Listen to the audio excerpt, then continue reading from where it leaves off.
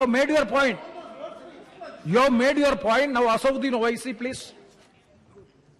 शुक्रिया चेयरमैन साहब, आपने मुझे बोलने का मौका दिया। मैं इस तहरीक अदम एतमाद की तायद में खड़ा हूं जिसको टीआरएस पार्टी और हमारी पार्टी ने दिया, जिसको स्पीकर साहब ने कबूल किया।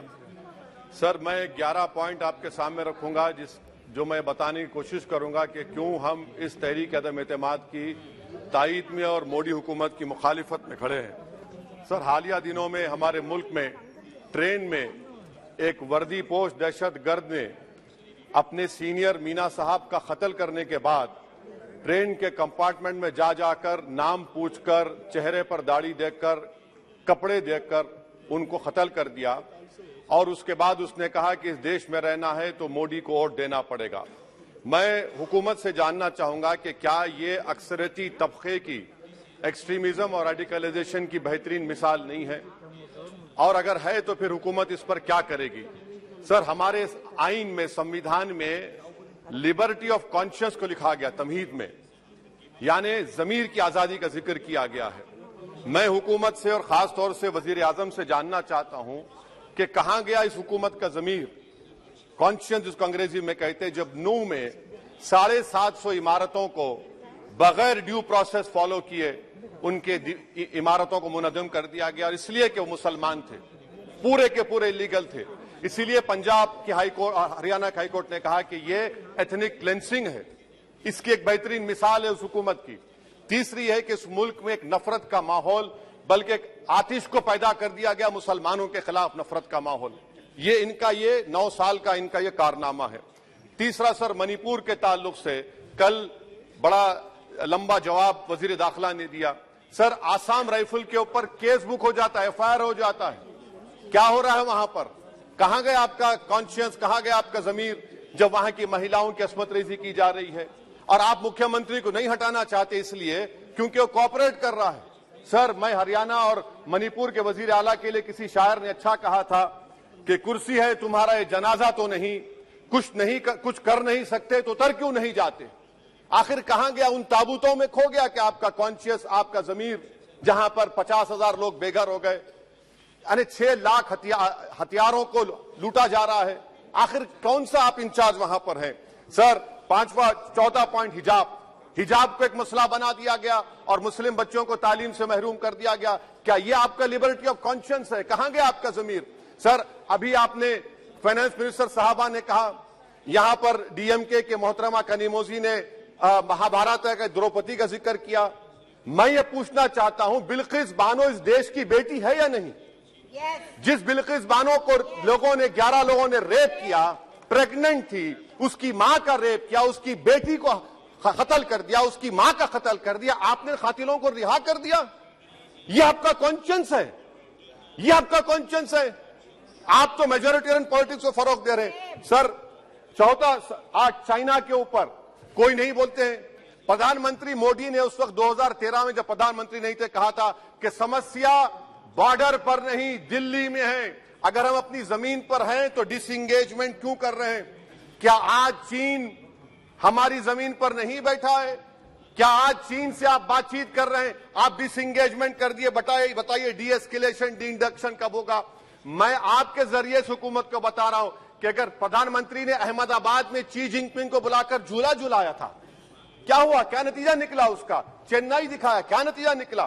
सर, इसलिए चीन पर बोलिए, चीन को उखाड़ कर फेंकिए। सर, और एक पॉइंट जिस पर मैं मुखालिफ तायद में खड़ा हूं, हाई इन्फ्लेशन है इस मुल्क में, हाई अनएम्प्लॉयमेंट है, स्टैग्नेटिंग कंजम्पशन है। इसकी वजह से महिलाओं में हाई एनीमिया लीड कर रहा है। ये हुकूमत इसकी जिम्मेदार है। सर, कुलभूषण जाधव कहां है? पाकिस्तान में बैठा है, आप क्यों नहीं लेके आते? आप विश्वगुरु कहते हैं, कुलभूषण जाधव को भूल गए आप। कतर में 8 नेवी ऑफिसर 1 साल से जेल में हैं, आप नहीं ला सके उनको। सर, और एक चीज, 1991 का प्लेसेस ऑफ वर्शिप एक्ट इस ऐवान में पास किया गया था कि तारीख के जख्मों को नहीं खुरेदा जाएगा। आप खुरोद रहे हैं उनको। मैं आपको इंतबा दे रहा हूं, वार्न कर रहा हूं, इस मुल्क को 90 के दहे में मत लेकर जाइए। 91 का एक्ट, सुप्रीम कोर्ट में जवाब दीजिए कि आपकी हुकूमत 91 प्लेस ऑफ वर्शिप एक्ट की कायम है, उस पर कायम रहेगी। यूसीसी, सर, इस यूसीसी का फॉर्मूला क्या है? एक मुल्क में एक मजहब, एक कल्चर, एक जबान, ये तो डिक्टेटरों का फॉर्मूला है। भारत एक गुलदस्ता है, भारत एक मोजाइक है। यहाँ पर बेशुमार जबानें, बेशुमार मज़ाहिब बोले जाते हैं और हिंदू अनडिवाइडेड फैमिली में Now, Owaisi ji, please try to conclude. Sir I am concluding. 8 crore 75 Hindu खानदानों को 3,800 करोड़ डिडक्शन मिला। इसके बारे में आप क्या कहेंगे सर? और मैं कंक्लूड करने से पहले आपको बताना चाह रहा हूं कि माइनॉरिटी वेलफेयर का बजट 40% कम कर दिया गया। पढ़ो प्रदेश, प्री मैट्रिक स्कॉलरशिप कम कर दी गई, मौलाना आजाद फाउंडेशन खत्म कर दिया गया फेलोशिप, और इसकी वजह से 1,80,000 मुसलमान हायर एजुकेशन में गायब हो चुके हैं। सर, मैं इख्तिताम में कह रहा हूं कि पसमानदा मुसलमान से प्रधानमंत्री को बड़ी मोहब्बत है। ये कौन सी आपकी मोहब्बत है पसमानदा, जो आपका एक मुसलमान मिनिस्टर नहीं है वहां पर? इखलाक से लेकर, पीलू खान से लेकर, अफान अंसारी से लेकर लुकमान अंसारी, मॉब लिंचिंग पूरे पसमानदा मुसलमान की होती है। पावरलूम बंद है अंसारियों के, कुरैश बरादरी का कारोबार बंद किया जाता है। स्पीकर सर, मैं कंक्लूजन में अभी कल हमारे होम मिनिस्टर ने कहा था क्विट इंडिया। अगर इनको मालूम हो जाए कि क्विट इंडिया का नारा एक मुसलमान ने दिया था तो वो भी नहीं बोलेंगे, वो नहीं मालूम था उनको। उसका मैं कंक्लूड कर रहा हूं, उसका नाम यूसुफ मेहर अली था सर। यूसुफ मेहर अली ने क्विट इंडिया का नारा बनाया, जिसको महात्मा गांधी ने सारे देश में एक पैगाम किया। मैं कंक्लूड कर रहा हूं सर, इस देश में अगर आज क्विट इंडिया करना है तो कहना पड़ेगा चाइना क्विट इंडिया। जो गौ रक्षक है, जिसका नाम मोनू है, वो आपके लिए मोनू डार्लिंग बन गया है, उसको कहिए क्विट इंडिया। सर, जो लोग तुष्टीकरण की राजनीति आप कर रहे हैं, आप हिंदू अक्सरियती लोगों में हथियार बांट रहे हैं, ये आप देश के लिए खतरा पैदा कर रहे हैं। Now, तो please, sir, I am concluding. इसीलिए हम आपसे अपील कर रहे हैं कि हुकूमत से कह रहे हैं कि आप जो सियासत कर रहे हैं इससे नुकसान देश को होगा। प्रधानमंत्री जब खड़े होकर जवाब देंगे, हम उनसे पूछना चाह रहे हैं, पॉइंटेड क्वेश्चन है, क्या देश बड़ा है या हिंदुत्व गोलवालकर की आइडियोलॉजी बड़ी है? मैं इस तहरीक अदम एतमाद की तायद में खड़ा हूं और हुकूमत की मुखालिफत में। सर, एक आधा मिनट सर, दो लोग, दो महाज है इस मुल्क में, एक चौकीदार है, एक दुकानदार है। एक चौकीदार है, एक दुकानदार है। जब जुल्म हम पे होता कोई मुंह नहीं खोलते। यूएपीए का कानून अमित शाह ने लाया, इन दुकानदारों ने तायद की। आज उस यूएपीए का कानून में 83 साल का बुढ़ा सिपर, खत्म करो, सिपर नहीं होने से मर गया। आखिर कब तक दुकानदार और चौकीदार हमारी लाशों पर सियासत? सर, हम कंक्लूडिंग, कब तक सियासत करेंगे?